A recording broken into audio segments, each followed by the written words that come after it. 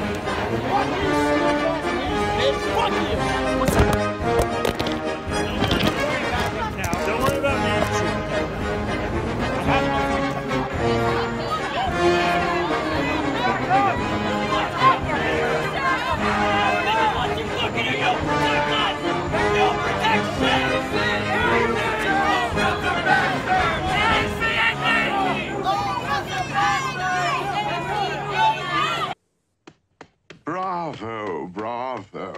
An extraordinary performance. Riley, I hate to tell you I told you so, but...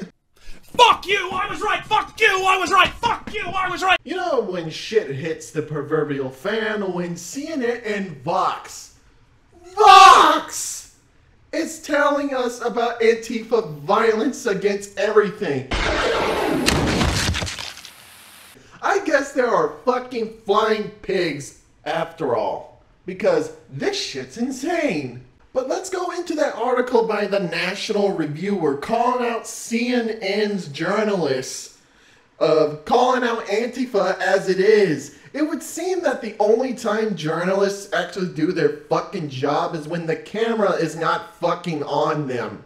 Top CNN journalists have condemned an Antifa protester for cursing at the NBC journalist and taking a swipe at his camera at Charlottesville, Virginia rally Sunday. It's almost like that shouldn't fucking happen at a protest. Again, yes, this seems asinine for another journalism calling out CNN for, you know, calling out Antifa as a horse taking a shit. It quite boggles the mind, but let's continue reading this asinine thing. CNN senior media correspondent Brian Steller called the Antifa protest behavior unacceptable on Twitter. Anchor Jake Tapper likewise condemned the behavior as totally unacceptable and not at all out of the norm for Antifa. If you would have told me that correspondents and journalists from CNN would call out the behavior of Antifa, I would nut punch you and call you a fucking liar. Now, if you think liberal media has given up the fight of fuck the right, I'm sad to report no, they haven't. I mean, they're really truly scraping at the bottom of the barrel here, people. Let's start with our neighborhood friendly, the New York Times. Rally by white nationalists was over before it began. Seriously, really truly scraping at the bottom of the barrel here. Where, you know, Antifa coming in maybe roughly 1,000 people against, you know, 20 fucking people is, you know, more important than, you know, Antifa, you know, attacking officers and journalists and even themselves because they are that fucking bored because no one showed up to fight them. But let's cover how white nationalists were thwarted before they even say anything. Now let's go to Newsweek. Antifa in Charlottesville ahead of Unite the Right rally to keep the community safe. Activist says, right. This activist, these kind of activists, which is funny because, hey, look in the background, there's a fuck cops sign basically. So we'll gloss over the whole fact that these people hate the police, so they'll attack the police because they think they can get away with it. They attack journalists because they don't want anyone to see how much they're fucking up and destroying shit. And then, even now, some left media are trying to paint Antifa as these non-violent protesters. Now, this isn't an article from last year. This was an article that happened yesterday. Yesterday.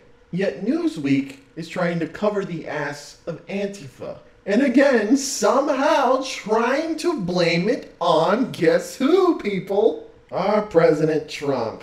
Because he told the news that both sides of last year, what happened in Charlottesville, is on both sides, not just one side, which he was correct on.